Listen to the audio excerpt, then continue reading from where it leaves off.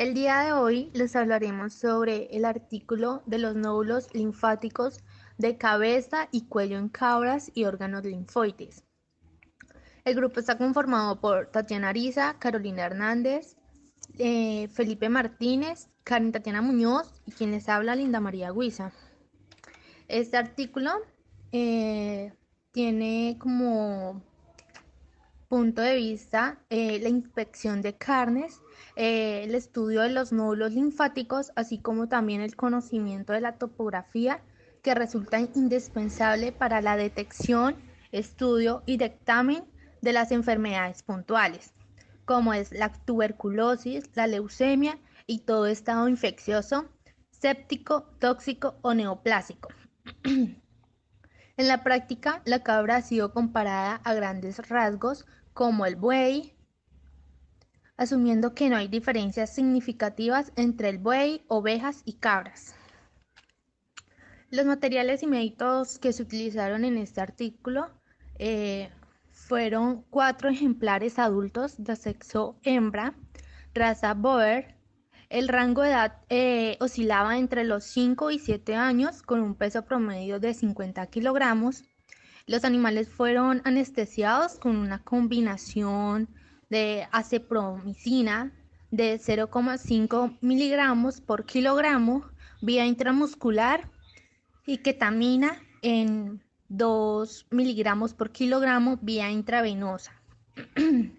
Se realizó la eutanasia por sangría a blanco, por lo cual se canalizó la arteria carótida. Luego se procedió a la inyección de tinta china con jeringa de insulina vía intradérmica y subcutánea.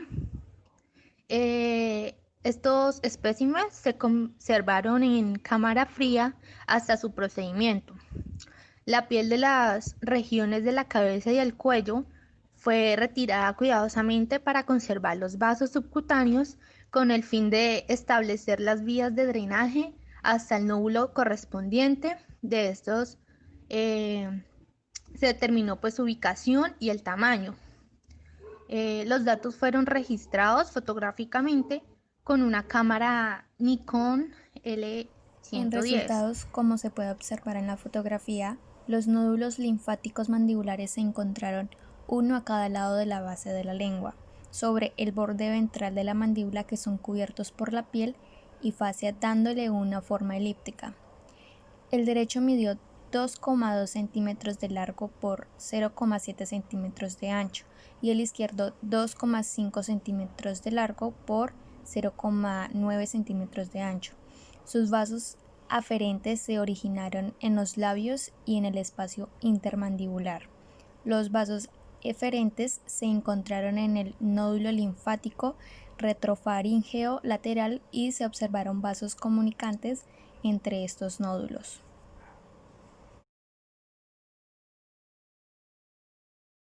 En esta segunda imagen se identificaron 5 estructuras. Primero, nódulo linfático mandibular. 2.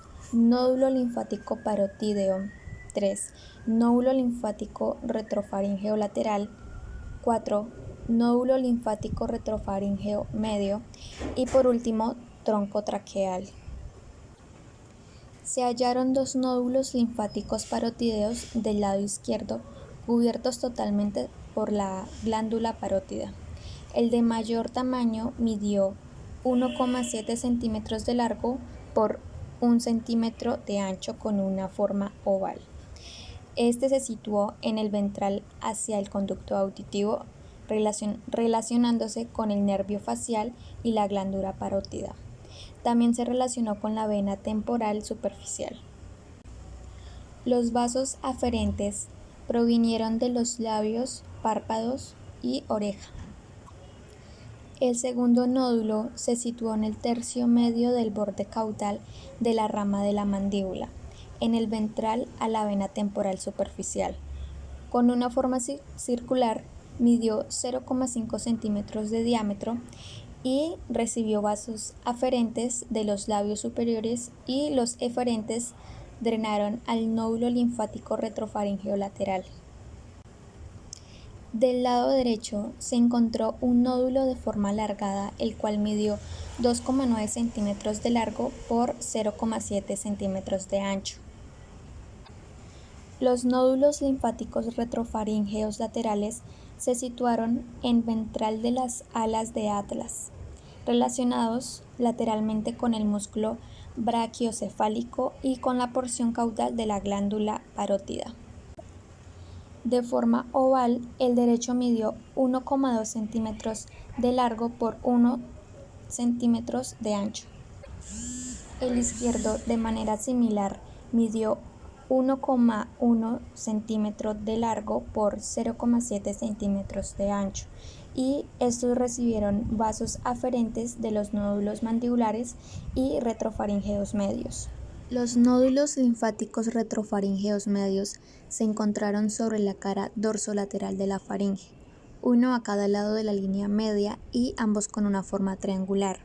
El derecho midió 1,5 centímetros de longitud y 1,2 centímetros de ancho, el izquierdo 2 centímetros de longitud y 0,8 centímetros de ancho, donde drenaron al nódulo retrofaríngeo lateral y al cervical profundo medio.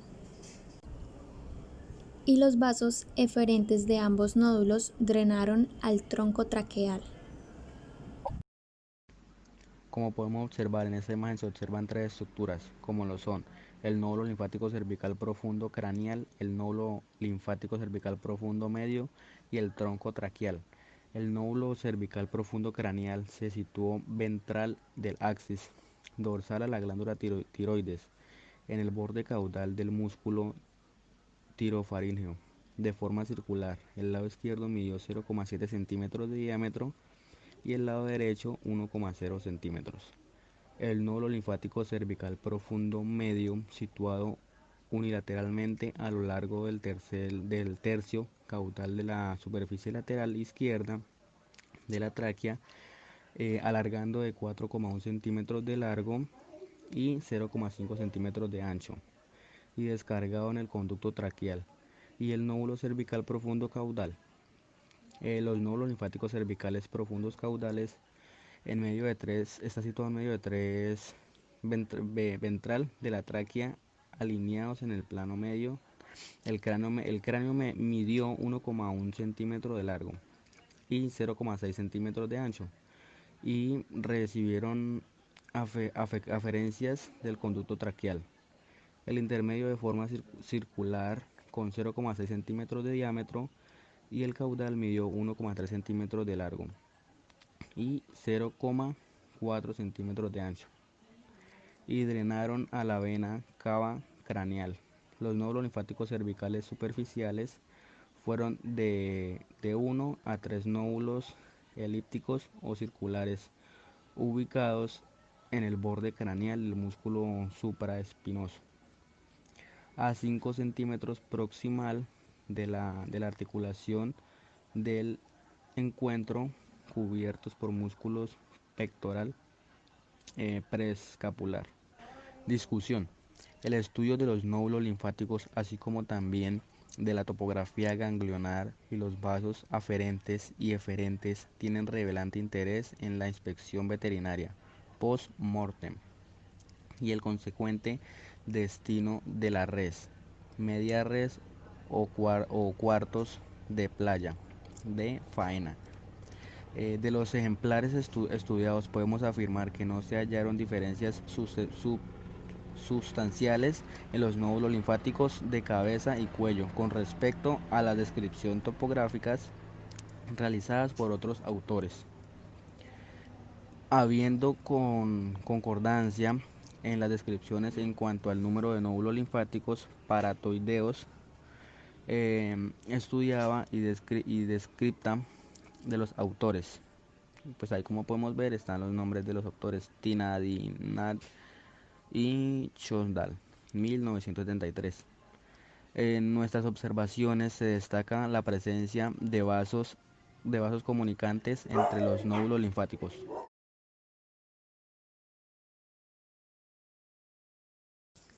Conclusión. Del análisis de los resultados se estableció que las estructuras linfáticas de la cabeza y el cuello en la cabra difieren en las descritas en esta especie, en referencia al número de determinados infocentros.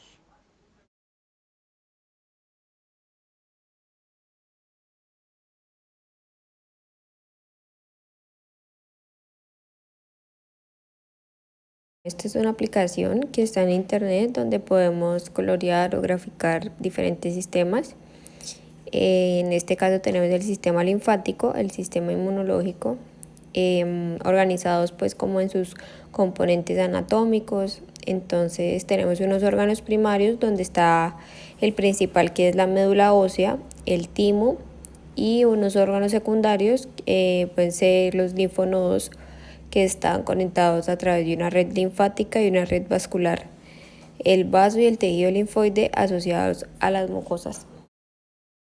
Bueno, entonces ahora, ¿cuál no es un órgano comunitario? ¿O qué órgano no nos defiende de invasores? ¿Cuál órgano no hace respuestas inmunológicas?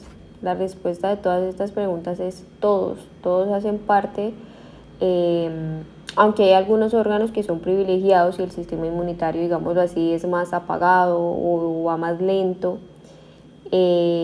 Pues así, pues como dije, privilegiado como el cerebro o las neuronas, que tienen una tasa metabólica o una tasa de división muy amplia, aunque hay una barrera hematoencefálica. Bueno, entonces tenemos los testículos, tenemos la retina y finalmente vamos a hablar en este esquema de Ian Tizard de los órganos linfoides internos y los órganos linfoides superficiales. Entonces acá tenemos el timo, que es un poquito más alargado que en otras especies, la médula ósea, que está por dentro de los huesos planos y largos, y tenemos el vaso, tenemos también los nódulos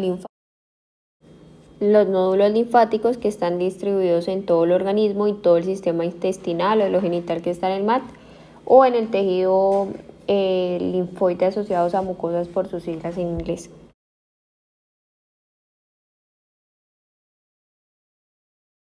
Bueno, vamos a detenernos un poquito de la mano de esta diapositiva. Entonces tenemos un sistema linfático, unos órganos que es donde se va a producir, van a madurar o van a poder reproducirse las células, y se van a conectar esos órganos a través de los vasos linfáticos, a través del sistema de drenaje venoso. ¿Y qué se va a dar con esos órganos? Se van a generar primero los linfocitos. Es un ambiente o digamos un escenario adecuado para que se la respuesta inmunológica, y tenemos dos clasificaciones, que son los órganos centrales o primarios y los órganos secundarios o periféricos. En este esquema tenemos los órganos y tejidos linfoides que se dirigen a los órganos primarios centrales. En órganos secundarios o periféricos, esos órganos centrales están conformados por la médula ósea, la bolsa cloacal o bolsa de Fabricio en las aves, y las placas de Peller y diosecales. En rumiantes, cerdos y el perro, que se van a encargar de la producción de linfocitos B. Finalmente, pues el timo, que va a encargarse de la maduración de los linfocitos T.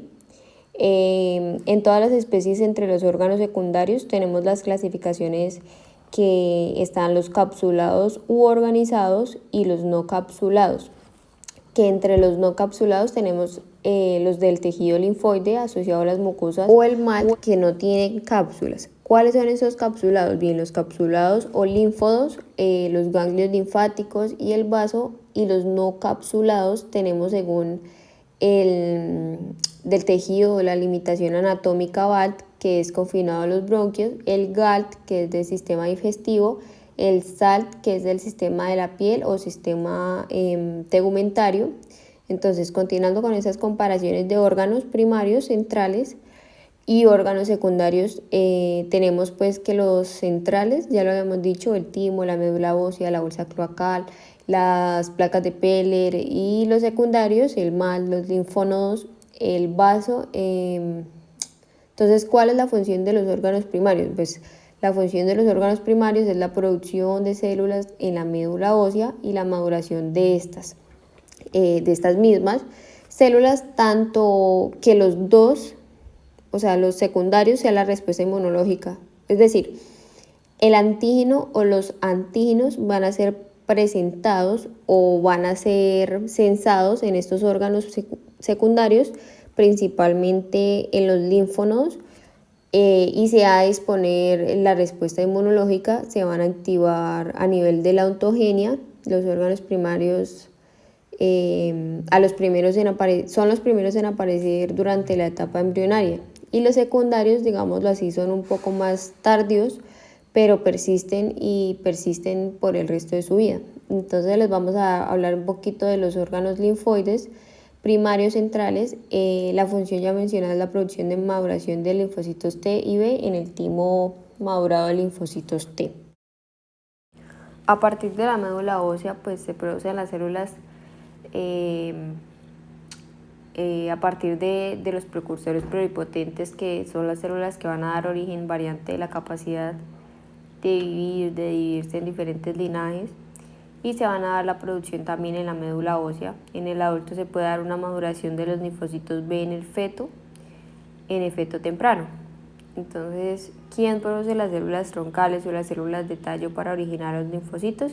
Pues el hígado o el vaso fetal, que se va sustituyendo paulatinamente por la médula ósea.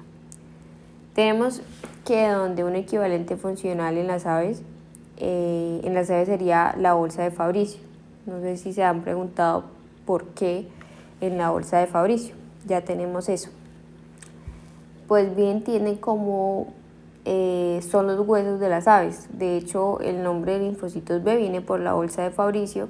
Las placas de pele iliosecales en algunas especies como los rumiantes o algunos carnívoros en separar la producción de linfocitos B. Y los órganos linfoides secundarios, la principal función es un entorno, es un escenario, digamos una comisaría.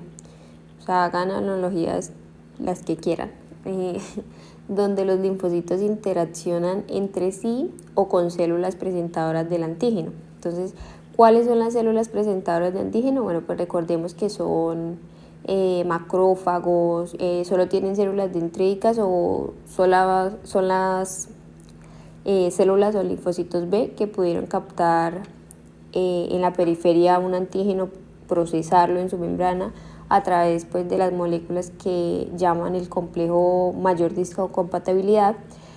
Lo presentan en nombre dentro de los linfocitos pues, para que se puedan activar y para que entren en contacto entonces después de diseminar en los linfocitos del resto del cuerpo. Entonces, una vez activados, pues tienen que activar en los órganos secundarios que tenemos, ¿qué es lo de los linfónodos? Pues van a ser esos órganos que van a drenar en todas partes la linfa, el antígeno, a través de la linfa, en tanto que el vaso va a drenar ese órgano grande, muy vascularizado, que recoge antígenos a nivel de la sangre. Pero tenemos los tejidos no capsulados, como el manto que recoge los antígenos de las mucosas. Las mucosas están en contacto permanente con antígenos de la mucosa digestiva del día que comimos, y por pues todas esas alimentos son antígenos a nivel respiratorio. Entonces hay unos folículos linfoides, ahorita vamos a ver qué es eso, porque no organizados, no encapsulados, pero que tienen una respuesta inmunológica interesante. Vamos a empezar con la médula ósea. De la médula ósea tenemos que estar los huesos largos y planos, estar en la mayoría de los huesos que tenemos, que los huesos tienen un componente compacto y un componente esponjoso que hace parte de la médula ósea. El timo es un órgano bilobulado situado en la parte anterior del tórax. Cada lóbulo se divide con trabéculas de tejido conjuntivo en pequeños lóbulos constituidos por varias zonas. El timo desarrolla su máxima actividad durante los primeros años de vida, lo que se refleja en la producción de linfocitos que en un individuo de 35 años de edad corresponde al 20% de la generada en el neonato. Conforme avanza la edad, disminuye el número de linfocitos T vírgenes, por lo que la respuesta inmune celular en etapas avanzadas depende principalmente de los linfocitos T de memoria.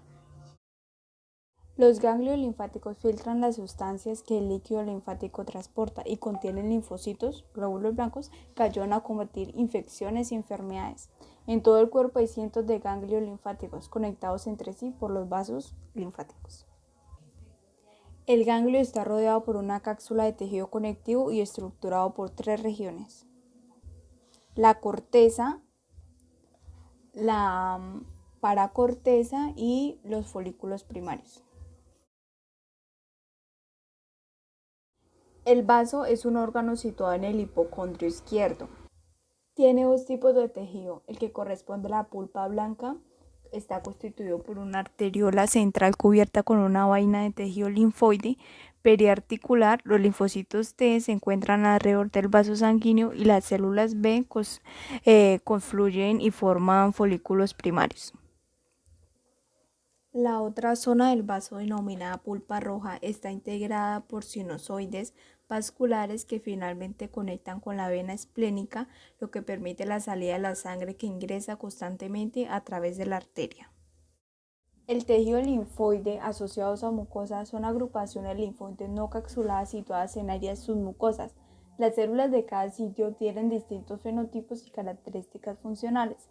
La mayoría de los linfocitos intraepiteliales son T con predominio del tipo CD8. En humanos, aproximadamente el 10% corresponde a linfocitos intraepiteliales T y caracterizados por su capacidad para responder directamente ante cualquier antígeno.